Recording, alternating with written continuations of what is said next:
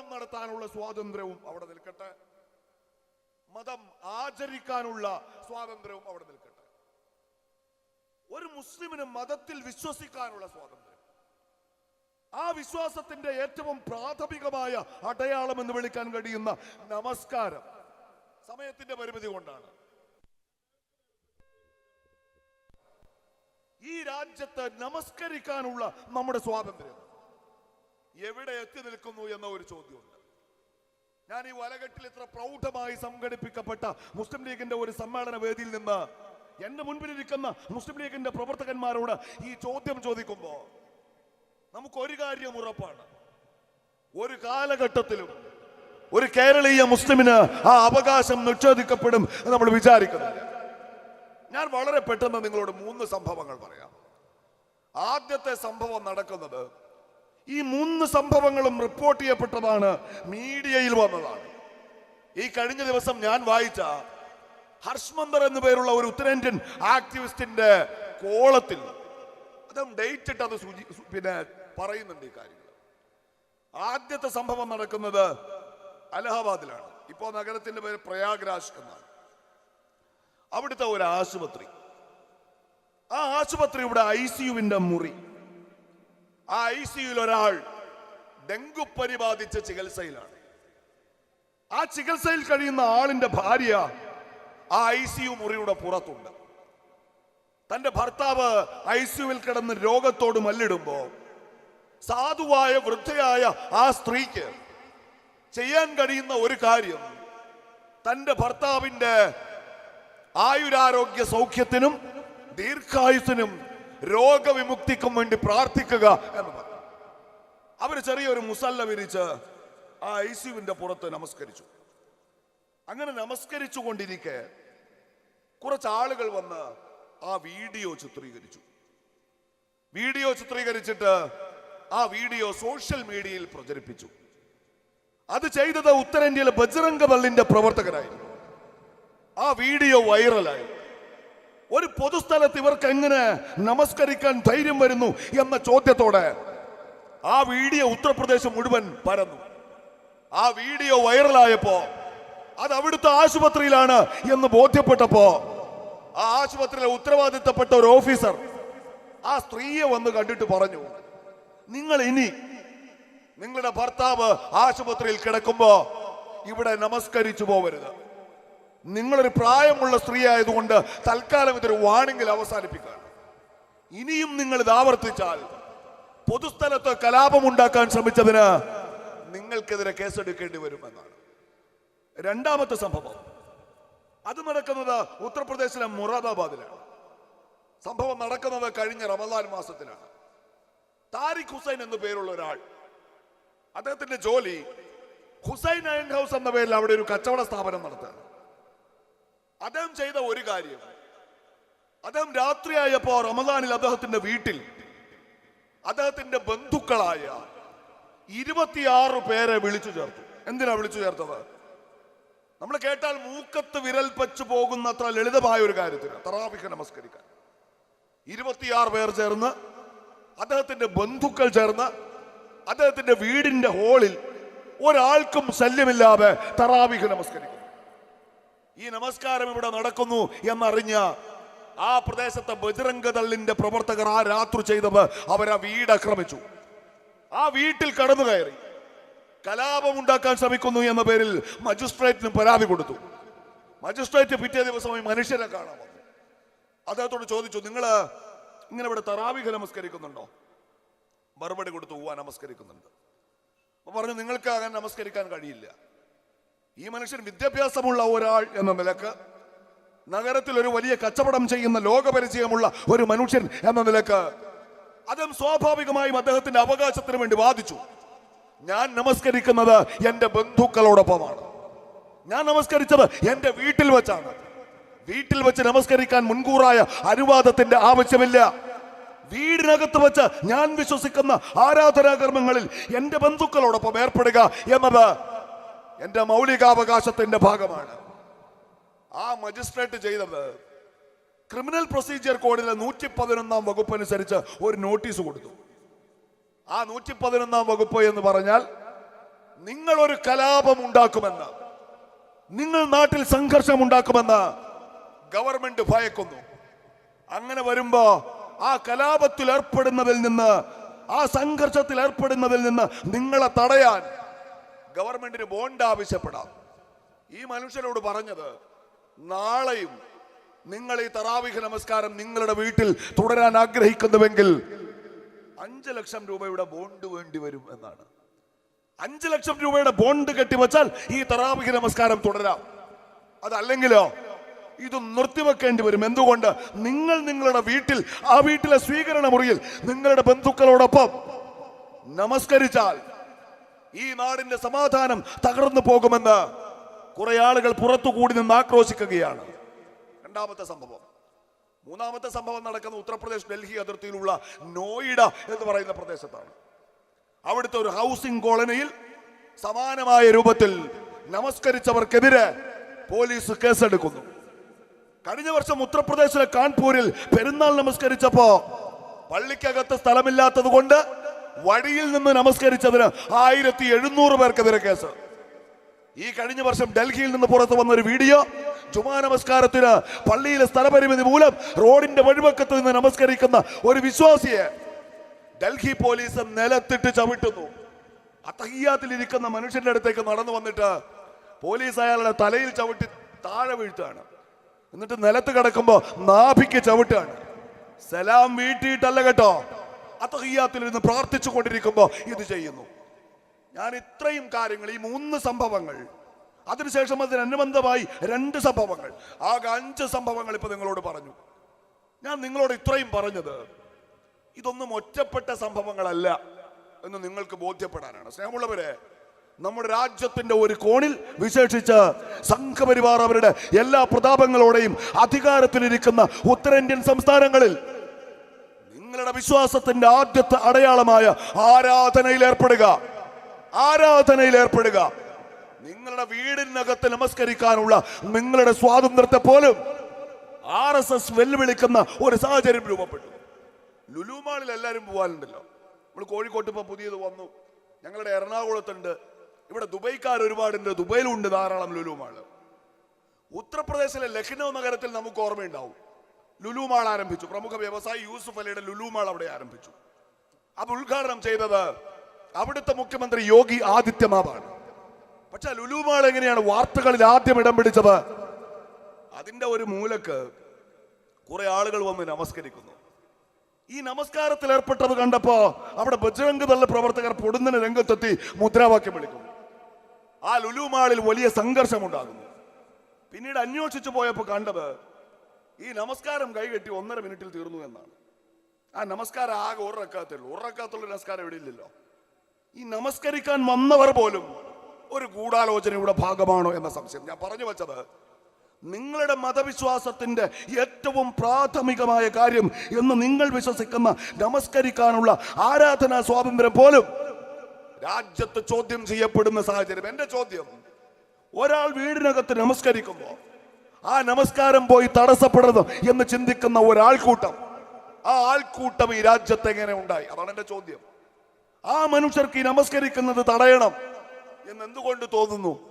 നമുക്ക് ഓർമ്മയുണ്ടല്ലോ, നമ്മൾ പണ്ട് യാത്രക്കിടയിൽ ഒരു റെയിൽവേ സ്റ്റേഷനിൽ നമസ്കരിച്ചാൽ, ഒരു ട്രെയിനിൽ നമസ്കരിച്ചാൽ, ഈ രാജ്യത്തെ മനുഷ്യർ നമസ്കരിക്കുന്ന മനുഷ്യന് അതിന് സൗകര്യം ചെയ്തു കൊടുക്കുന്ന മനോഹരമായ ഒരു സംസ്കാരം നമുക്കുണ്ടായിരുന്നു. അത് തകർത്ത് ഈ രൂപത്തിൽ അപരന്റെ മതവിശ്വാസത്തിന്റെ ഒരു അടയാളം കാണുമ്പോൾ ഭ്രാന്ത് പിടിച്ചു പോകുന്ന ആൾക്കൂട്ടങ്ങളെ സംഘപരിവാർ ഈ രാജ്യത്ത് എങ്ങനെ സംവിധാനിച്ചു എന്ന് ചോദിച്ചാൽ ആ ചോദ്യത്തിന്റെ ഉത്തരമാണ് വർത്തമാനകാലത്ത് ഈ രാജ്യം നേരിട്ടുകൊണ്ടിരിക്കുന്ന ഏറ്റവും വലിയ ഭീഷണി എന്ന് പറയുന്നത്. അത് ഇസ്ലാമോഫോബിയ എന്നാണ് അതിന്റെ പേര്. ഒരുതരം മുസ്ലിം പേടി ഉണ്ടാക്കുക, മുസ്ലിങ്ങളെ ശത്രുസ്ഥാനത്ത് പ്രതിഷ്ഠിക്കുക, അവരെ രാജ്യദ്രോഹികളായി ചിത്രീകരിക്കുക, ദേശക്കൂറില്ലാത്തവരാക്കി മാറ്റുക, ഭീകരവാദികളെന്ന്, തീവ്രവാദികളെന്ന് അവരെ ചാപ്പകുത്തുക. അവരുടെ കുട്ടികൾ പഠിച്ചാൽ അത് മാർക്ക് ജിഹാദ്, അവരുടെ കൂട്ടത്തിൽ നിന്ന് മിശ്ര വിവാഹം നടന്നാൽ അത് ലവ് ജിഹാദ്, അവരൊരു ഭൂമി വാങ്ങിയാൽ അത് ലാൻഡ് ജിഹാദ്, അവർ ഹോട്ടൽ തുടങ്ങിയാൽ അത് ഹലാൽ ജിഹാദ്, അവർ ബിരിയാണി വിളമ്പിയാൽ അത് തുപ്പൽ ജിഹാദ്. ഇങ്ങനെ ഭക്ഷണത്തിൽ, വസ്ത്രത്തിൽ, ഒരു സമൂഹത്തിന്റെ അടയാളങ്ങളെ തെരഞ്ഞു പിടിച്ച് അപരവൽക്കരിച്ച് ശത്രുസ്ഥാനത്ത് നിർത്തുന്ന രാഷ്ട്രീയം കഴിഞ്ഞ ഒരു പതിറ്റാണ്ട് കാലമായി ഇന്ത്യയിൽ സംഘപരിവാറിന്റെ രാഷ്ട്രീയത്തെ നിർവചിക്കുന്ന ഒന്നാണ്. അത് RSS. ഞാൻ പറഞ്ഞല്ലോ, നമുക്കിനി 7 മിനിറ്റ് കൂടിയേ ഉള്ളൂ. RSS ഇത് ഉപയോഗിക്കാറുണ്ട്. രാജ്യത്ത് അവർ അധികാരത്തിൽ വന്നത് അങ്ങനെയാണ്. RSSന്റെ ഏറ്റവും വലിയ പ്രചരണ മെറ്റീരിയൽ എന്ന് പറയുന്നത് ഈ രാജ്യത്തെ വിഭജിച്ചവരാണ്. നിങ്ങൾ കേൾക്കണം, ഈ രാജ്യത്തെ വിഭജിച്ചവരാണ്. പാകിസ്ഥാൻ എന്ന പങ്കു വാങ്ങിപ്പോയവരാണ്. അവിടേക്ക് പോവാതെ ഭാരതത്തിൽ അവശേഷിക്കുന്ന മുസ്ലിങ്ങൾ അവർ ഈ രാജ്യത്തോടുള്ള കൂറുകൊണ്ട് ഇവിടെ താമസിച്ചവരല്ല. അങ്ങനെയുണ്ടല്ലോ, ഇന്ത്യയിൽ ഇപ്പോഴുള്ള മുസ്ലിങ്ങൾ എന്ന് പറഞ്ഞാൽ അവർ ബൈ ചാൻസ് ഇന്ത്യൻസ് അല്ല, ബൈ ചോയ്സ് ഇന്ത്യൻസ് ആണ്. ഈ രാജ്യം ഇന്ത്യ ഉപഭൂഖണ്ഡം മതത്തിന്റെ പേരിൽ രണ്ടായി പകുത്തു വച്ചിട്ട് ഹിന്ദുക്കൾക്ക് ഇവിടെ മുസ്ലിങ്ങൾക്ക് അവിടെ എന്ന് പറഞ്ഞപ്പോ ഞങ്ങൾ അവിടേക്കില്ല, പിന്നെയോ ഞങ്ങൾ ഈ ജനിച്ച മണ്ണിൽ ജീവിക്കും എന്ന് പ്രഖ്യാപിച്ചുകൊണ്ട് ഇന്ത്യ എന്ന ദേശീയതയെ തെരഞ്ഞെടുത്തവരാണ്. ഈ രാജ്യത്ത് നിന്ന് താമസിക്കുന്ന ഏതാണ്ട് 14 കോടിയിൽ പരം വരുന്ന മുസ്ലിങ്ങൾ എന്ന് പറയുന്നത് അന്ന് മറിച്ചൊരു തീരുമാനമാണ് നമ്മൾ എടുത്തതെങ്കിലോ പാകിസ്ഥാനിലേക്ക് പോവാൻ ഒരാളും തടയുമായിരുന്നില്ല. ഈ വലകെട്ടിൽ, ഈ കുറ്റ്യാടിയിൽ, ഈ കേരളത്തിൽ, ഇന്ത്യയിൽ ഇന്ന് താമസിക്കുന്ന കോടിക്കണക്കിന് മുസ്ലിങ്ങളുടെ പൂർവികന്മാർ അന്ന് തീരുമാനിച്ചത് ഈ രാജ്യത്ത് ജീവിക്കും എന്നാണ്. അവരെ ഭീകരവാദികളാക്കി തീവ്രവാദികളാക്കുന്ന രാഷ്ട്രീയം അത് തുടങ്ങിയത് ഇന്ത്യ വിഭജനത്തിൽ നിന്നാണ്. ഈ സ്വതന്ത്ര ഭാരതത്തിലെ മുസ്ലിം സമുദായത്തിനെതിരെ സ്വാതന്ത്ര്യത്തിന്റെ ആദ്യ നാളുകളിൽ, ആ കലാപ നാളുകളിൽ RSS ഇന്ത്യയിലെ വലതുപക്ഷവും ഒരു കുറ്റപത്രം സമർപ്പിക്കുമ്പോൾ അതിലെ ഒന്നാമത്തെ കുറ്റം ഇവരെ രാജ്യം വിഭജിച്ചവരാണ്, ഈ രാജ്യത്തെ വെട്ടിപ്പകുത്തവരാണ്. പങ്കുവാകി പോയിട്ടും പിന്നെയും പോകാതെ ഈ രാജ്യത്ത് കഴിഞ്ഞുകൂടുന്ന നുഴഞ്ഞുകയറ്റക്കാരാണ്. സ്നേഹമുള്ളവരെ, 7.5 പതിറ്റാണ്ട് മുൻപ് ഈ രാജ്യത്തിന്റെ വിഭജന കാലഘട്ടത്തിൽ RSS ഉപയോഗിച്ച ആ വാക്ക്, അതേ വാക്ക് ഇൻഫിൽട്രേറ്റേഴ്സ്, നുഴഞ്ഞുകയറ്റക്കാർ.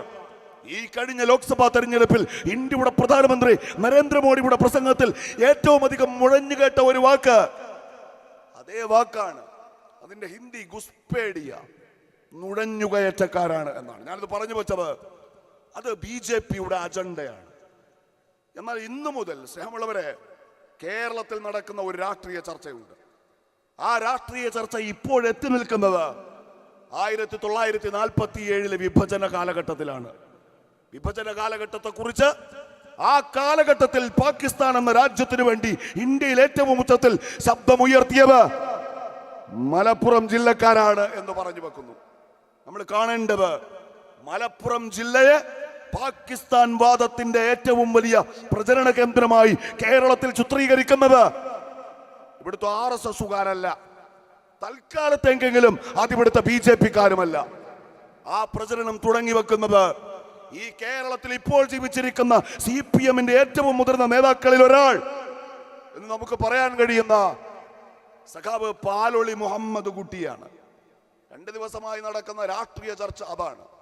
CPMന്റെ മലപ്പുറം ജില്ലാ സമ്മേളനം നടക്കുമ്പോൾ ആ സമ്മേളനത്തിന്റെ സുവനീറിന് സഖാവ് പാലൊളി കൊടുത്ത ഒരു അഭിമുഖം. ഈ പാലൊളി മുഹമ്മദ് കുട്ടി എന്ന് പറയുന്ന മനുഷ്യൻ, അദ്ദേഹം ഇപ്പോ ദൈനംദിന രാഷ്ട്രീയത്തിൽ സജീവമല്ല, CPMന്റെ പരിപാടികളിലും പങ്കെടുക്കാറില്ല. ഞാൻ മനസ്സിലാക്കുന്നിടത്തോളം കഴിഞ്ഞ എത്രയോ നാളുകളിലായി അദ്ദേഹം വിശ്രമ ജീവിതത്തിലാണ്. പക്ഷെ ആ മുതിർന്ന നേതാവിനെ തന്നെ തെരഞ്ഞു പിടിച്ചു കൊണ്ടുവരികയാണ്. എന്നിട്ടോ അതേ മനുഷ്യന്റെ വായ കൊണ്ട് ചരിത്രപരമായ ഒരു സാധൂകരണവുമില്ലാത്ത ഒരു പച്ചക്കള്ളം അവര് കെട്ടിയെഴുന്നള്ളിക്കുകയാണ്. എന്താണ്? മലപ്പുറം ജില്ലയിൽ നിന്ന് പാകിസ്ഥാന് വേണ്ടി KMCD സാഹിബ് അടക്കമുള്ള നേതാക്കന്മാർ ഘോരഘോരം വാദിക്കുന്നത് ഞാൻ കേട്ടിട്ടുണ്ട്. ഈ രാജ്യം വിഭജിക്കണമെന്ന് ഏറ്റവും ഉച്ചത്തിൽ ആവശ്യപ്പെട്ട മനുഷ്യർ മലപ്പുറത്തെ മനുഷ്യരാണ്. പാലൊളി മുഹമ്മദ് കുട്ടി എന്ന CPMന്റെ നേതാവ് അത് പറഞ്ഞ് നാക്ക് വായിലേക്കിട്ട് അരനാഴിക കഴിയുന്നതിന് മുൻപ് പിന്നിട്ട എത്രയോ വർഷങ്ങളിലായി ഈ നാട്ടിലെ മനുഷ്യരുടെ മനസ്സിൽ വെറുപ്പിന്റെ നെരിപ്പോട് കത്തിച്ച വിഷകല എന്ന ശശികല ടീച്ചർ അത് ഏറ്റെടുക്കുകയാണ്. ഞങ്ങൾ എന്നോ പറഞ്ഞതാണ്. ഇപ്പൊ കേൾക്കുന്ന ഒരു താളിതാണ്. വിജയരാഘവൻ ഒരു കാര്യം പറയാ, അവിടെ പ്രിയങ്ക ഗാന്ധിക്കും രാഹുൽ ഗാന്ധിക്കും വോട്ട് കൊടുത്തവർ ഭീകരവാദികളും തീവ്രവാദികളുമാണ്. CPM-കാരൻ അത് പറഞ്ഞു തീരുമ്പോ പാട്ടിന് കോറസ് പാടുന്നത് പോലെ RSS-കാരൻ ഉടയെ പറയും, ഇപ്പോഴാണോ നിങ്ങൾക്ക് തിരിഞ്ഞത്? ഞങ്ങൾ എന്നോ പറഞ്ഞതാണ്. ഈ കോഴിക്കോട്ട്, മലപ്പുറത്ത് ശരീരത്തിൽ രോഗങ്ങൾ വർദ്ധിച്ച് മനുഷ്യർ ആരോഗ്യത്തെക്കുറിച്ച് ജാഗ്രതയുള്ളവരാകുന്ന ഈ കാലത്ത് മെക്സവൺ എന്നൊരു വ്യായാമ കൂട്ടായ്മ രൂപപ്പെട്ടു. CPM-ന്റെ നിങ്ങളുടെ ജില്ലയിലെ ജില്ലാ സെക്രട്ടറി, ഈ കോഴിക്കോട് ജില്ലയിലെ CPM-ന്റെ ജില്ലാ സെക്രട്ടറിയുടെ പ്രസംഗം എന്താണ്? മെക്സവൺ ജമാഅത്തെ ഇസ്ലാമിയാണ്, അത് പോപ്പുലർ ഫ്രണ്ടാണ്. സ്ത്രീകളെയും കുട്ടികളെയും അടക്കം പുലർകാലത്ത് അണിനിരത്തി ഇവർ ആയുധ പരിശീലനം കൊടുക്കുകയാണ്. എന്തിനാ? ഇസ്ലാമിക രാജ്യം ഉണ്ടാക്കാൻ. 21 മിനിറ്റ് പൊതുമൈതാനത്ത് ഒരു കറിക്കത്തിയും ഒരു ബ്ലേഡും പോലും കയ്യിലില്ലാതെ മനുഷ്യർ നടത്തുന്ന ഒരു വ്യായാമ പരിശീലനം, അതിനെ ചൂണ്ടിക്കാണിച്ചിട്ട് ഈ കാണുന്നത് ഇസ്ലാമിക രാഷ്ട്രത്തിന്റെ മണ്ണൊരുക്കലാണ് CPM-ന്റെ കോഴിക്കോട് ജില്ലാ സെക്രട്ടറി പറയുമ്പോഴോ തൊട്ടു പിന്നാലെ RSS എത്തി. സഖാവേ, ഞങ്ങൾ ഇതെന്നോ പറഞ്ഞതാണ്. പാകിസ്ഥാന് വേണ്ടി ആദ്യം വാദിച്ചത് മലപ്പുറം എന്ന് പാലോളി മുഹമ്മദ് കുട്ടി പറഞ്ഞു വെക്കുമ്പോ ഇഷകല ടീച്ചർ ചാടി വീഴാണ്. സഖാവേ, ഞങ്ങളെന്നോ പറഞ്ഞു വെച്ചതാണ്. സ്വർണം കടത്തി ഹവാലാപ്പണം ഉണ്ടാക്കി തീവ്രവാദത്തിന്റെ കേന്ദ്രമായി മലപ്പുറം മാറി. കേരളത്തിലെ CPM-ന്റെ നേതാവ് മുഖ്യമന്ത്രി സഖാവ് പിണറായി വിജയൻ പറഞ്ഞു വെക്കുമ്പോ RSS-കാരൻ ചാടി വീഴാണ്. സഖാവേ, ഇത് ഞങ്ങളെന്നോ പറഞ്ഞതാണ്. എന്റെ പ്രശ്നം ഇതാണ്, ഇത് മാത്രമാണ്. സ്നേഹമുള്ളവരെ, നമുക്ക് തിരിച്ചറിയാൻ കഴിയാത്തവണ്ണം അവരുടെ അജണ്ടകളൊന്നായി മാറുന്നു, അവരുടെ ശബ്ദമൊന്നായി മാറുന്നു. ഞാൻ ആദ്യം എണ്ണി പറഞ്ഞ 5 സംഭവങ്ങളിൽ ഞാൻ ചൂണ്ടിക്കാണിച്ചതുപോലെ ഉത്തരേന്ത്യയിലെ ഒരു സമുദായത്തിന്റെ ആരാധന മുതൽ, അവരുടെ ഭക്ഷണം മുതൽ, അവരുടെ വിശ്വാസത്തിന്റെ ഓരോ അടയാളങ്ങളെയും തേടിപ്പിടിച്ച് വേട്ടയാടി അവരെ ഭീകരവാദികളും തീവ്രവാദികളുമാക്കുന്ന ഏർപ്പാട് ഈ കേരളത്തിൽ അതിനേക്കാൾ വിജയകരമായി ഇവിടുത്തെ CPM ഏറ്റെടുക്കുന്നത്, കേരളത്തിലെ കമ്മ്യൂണിസ്റ്റ് പാർട്ടി ഏറ്റെടുക്കുന്നത് നമ്മൾ കാണണം. അവിടെയാണ് പ്രിയങ്ക ഗാന്ധി വോട്ട് കൊടുത്ത 6.5 ലക്ഷം മനുഷ്യർ, അവരുടെ മുന്നിലും പിറകിലും മുകളിലും താഴെയും തീവ്രവാദികളാണ് എന്ന് CPM-ന് പറയാൻ കഴിയുന്നു. നമ്മളിൽ പലരും വിചാരിക്കുന്നുണ്ട്. ഇപ്പൊ ഞാൻ അവസാനിപ്പിക്കുകയാണ്. അല്ലെങ്കിലും ഇവർക്ക് ഇങ്ങനെയൊക്കെ മാറാൻ പറ്റൂ ഈ CPM-ന്? അവര് മതേതരത്വത്തിന്റെ ആളുകളല്ല. ഞാൻ നിങ്ങളോട് പറയാണ്, അവര് മാറി തുടങ്ങിയിട്ടേ ഉള്ളൂ. അവർ മാറി തുടങ്ങിയിട്ടേ ഉള്ളൂ. സ്നേഹമുള്ളവരെ, ഈ മാറ്റം ഇതൊരു തുടക്കമാണ്. ഇത് മുന്നോട്ട് പോയാൽ വരാൻ പോകുന്ന പഞ്ചായത്ത് തെരഞ്ഞെടുപ്പിന് മുൻപ് RSS-നെ പോലും നാണിപ്പിക്കുന്ന രൂപത്തിൽ ഈ കേരളത്തിൽ മുസ്ലിം വിരുദ്ധതയുടെ രാഷ്ട്രീയം പയറ്റാൻ ഒരു മടിയില്ലാത്തവരാണ് അവർ. അവരത് പയറ്റിയവരാണ്. നമുക്ക് ഓർമ്മയില്ലേ ശരീഅത്ത് വിവാദ കാലം? ഇന്നലെ ഞാൻ ദാറുൽ ഹുദയിൽ പോകുമ്പോൾ അവിടുത്തെ പ്രസംഗ മത്സരത്തിൽ ജഡ്ജിയായിട്ടിരുന്നു. അവിടെ ഒരാളുണ്ടായിരുന്നു, നമ്മുടെ നാസർക്ക, താടിയൊക്കെ ഉള്ള മീഡിയ വണ്ണിലെ നേരത്തെ ഇന്ത്യ വിഷയിലുണ്ടായിരുന്ന മുതിർന്ന മാധ്യമ പ്രവർത്തകൻ. അദ്ദേഹം പറഞ്ഞൊരു അനുഭവം, ഈ ശരീഅത്ത് വിവാദ കാലത്ത് ലീഗ് പിളർന്നു നിൽക്കുന്ന കാലമാണ്. അന്നത്തെ അഖിലേന്ത്യാ മുസ്ലിം ലീഗ് LDF-നോടൊപ്പമായിരുന്നു. ശരീഅത്ത് വിവാദം വന്ന് 985 ശേഷം ശരീഅത്തിനെതിരെ CPM ക്യാമ്പയിൻ ആരംഭിക്കുന്ന കാലഘട്ടം. മഹാനായ പ്രവാചകൻ റസൂലുള്ളാഹി സ്വല്ലല്ലാഹു അലൈഹി വസല്ലം തങ്ങളുടെ ജീവിതചര്യ ഇസ്ലാമിക ശരീഅത്തിന് 14 നൂറ്റാണ്ട് മുൻപുള്ള ഗോത്ര നിയമം എന്ന് EMS അധിക്ഷേപിക്കുന്ന ആ കാലത്ത് കോഴിക്കോട്ട് മുതലക്കുളം മൈതാനിയിൽ ഒരു യോഗത്തിൽ EMS പ്രസംഗിക്കാണ്. എന്താ പ്രസംഗിച്ചെന്നറിയോ? ഈ 14 നൂറ്റാണ്ട് മുൻപുള്ള നിയമം ഇത് ശരീഅത്താണ് എന്ന് പറഞ്ഞാൽ അതിനെ സംരക്ഷിക്കാമെന്ന ഉറപ്പിന്റെ അടിസ്ഥാനത്തിലല്ല അഖിലേന്ത്യാ മുസ്ലിം ലീഗിനെ ഞങ്ങൾ കൂടെ ഇരുത്തിയിട്ടുള്ളത്. ആ ശരീഅത്തിന് വേണ്ടി വാദിക്കാനാണ് ഭാവമെങ്കിൽ നിങ്ങൾക്ക് ഇടതുപക്ഷ മുന്നണി വിട്ടു പോകാം എന്നാണ് നാസർക്ക് എന്നോട് പറഞ്ഞത്. ഞാനത് എവിടെയും വായിച്ചിട്ടില്ല, പരിശോധിച്ച് ഉറപ്പ് വരുത്തണം. റഷീദ്ക്ക ആ യോഗത്തിലെ സ്റ്റേജിൽ നിന്ന് ഇറങ്ങിപ്പോയി എന്നാണ്. ആ അപമാനം സഹിക്കവയ്യാതെ ഈ കേരളത്തിന്റെ മണ്ണിൽ എത്രയോ വർഷം CPM-ന്റെ കൂടെ നിന്ന അന്നത്തെ മുസ്ലിം ലീഗിന്റെ അഖിലേന്ത്യാ മുസ്ലിം ലീഗിന്റെ നേതാക്കന്മാർക്ക് ആ സമ്മേളന നഗരിയിൽ നിന്ന് തലകുമ്പിട്ട് താഴെ ഇറങ്ങി ലീഗ് ഓഫീസിൽ പോയി മുസ്ലിം ലീഗുമായി ലയനം പ്രഖ്യാപിക്കേണ്ടി വന്നു എന്നാണ്.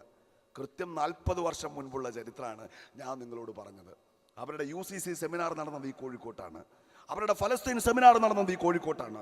ആ സെമിനാർ വേദിയുടെ ഒരു മൂലക്ക് ഒരു കസേര ഒഴിച്ചിട്ടിട്ട് ഈ കസേര ലീഗിനാണ്, ഈ കസേരയിൽ ലീഗ് വന്നിരുന്നോളണം, CPM-ന്റെ പരിപാടിക്ക് കൂടിക്കോളണം. ഇല്ലെങ്കിൽ ലീഗ് ഇസ്രായേലിന്റെ കൂടെ, ഇല്ലെങ്കിൽ UCC-യിൽ ലീഗ് BJP-യുടെ കൂടെ. ലീഗിന് നിലപാടുണ്ടോ? അത് ലീഗിന്റെ വേദി പറഞ്ഞിട്ട് കാര്യമില്ല, അത് പാണക്കാട്ടെ തങ്ങളെ വേദിയിലും പറഞ്ഞിട്ട് കാര്യമില്ല. പിന്നെയോ ഞങ്ങളുടെ വേദിയുടെ മൂലക്ക് വന്നിരുന്ന് ഊഴം കാത്തിരുന്ന് പറഞ്ഞ് ബോധ്യപ്പെടുത്തിക്കൊള്ളണമെന്ന തീട്ടൂരം കണക്ക് ലീഗിന് സെമിനാർ ഇട്ട് ഇവർ കാത്തിരുന്നത്, 1 വർഷം മുൻപ് കസേരയിട്ട് കാത്തിരുന്നത്. അന്ന് നമ്മൾ പോയില്ല, നമുക്കറിയാമായിരുന്നു.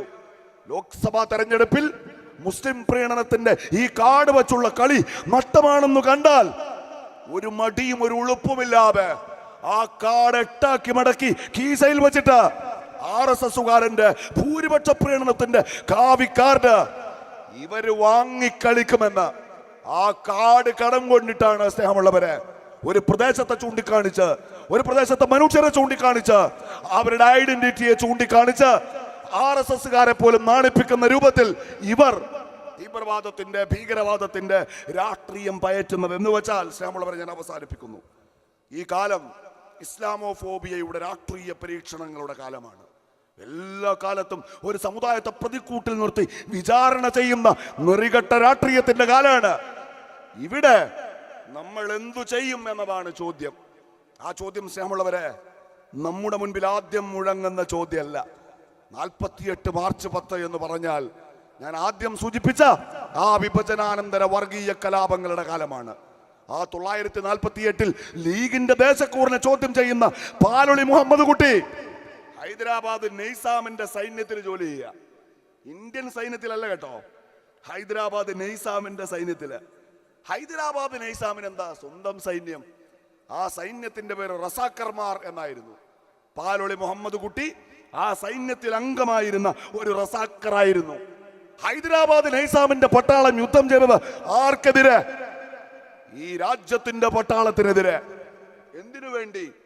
നെയ്സാം ഇന്ത്യയിൽ ചേരാൻ ഒരുക്കമായിരുന്നില്ല. നെയ്സാമിന് സ്വതന്ത്ര രാജ്യം വേണമായിരുന്നു. ആ സ്വതന്ത്ര രാജ്യത്തിനു വേണ്ടി 948 പാലൊളി മുഹമ്മദ് കുട്ടി സായുധ ശമ്പളം വാങ്ങി പട്ടാളത്തിൽ ജോലി ചെയ്യുമ്പോ അതേ ഹൈദരാബാദ് ആക്ഷന്റെ കാലത്ത് കൊടപ്പനക്കിലെ തറവാട് വീടിന്റെ മുറ്റത്ത് പോലീസ് വന്ന് നിൽക്കുന്നുണ്ട്. പ്രിയപ്പെട്ട പൂക്കോയെ തങ്ങളെ അറസ്റ്റ് ചെയ്യാൻ. തങ്ങളെ നിങ്ങൾ അറസ്റ്റ് ചെയ്യാൻ വിഷമമുണ്ട്, നിങ്ങളൊരു കാര്യം ചെയ്താൽ മതി, ലീഗ് ഒന്ന് പിരിച്ചു വിട്ടാളി, എന്നിട്ട് ഇവിടെ ഇരുന്നോളൂ. തങ്ങൾ കൊടുത്ത മറുപടി ചരിത്രത്തിലുണ്ട്. ആ മറുപടി ഇങ്ങനെയാണ്: ലീഗിനെ ഞാൻ പിരിച്ചു വിടാൻ. ലീഗ് ഞാൻ ഉണ്ടാക്കിയതല്ല, ലീഗ് ഒരു സാഹചര്യത്തിന്റെ തേട്ടമാണ്.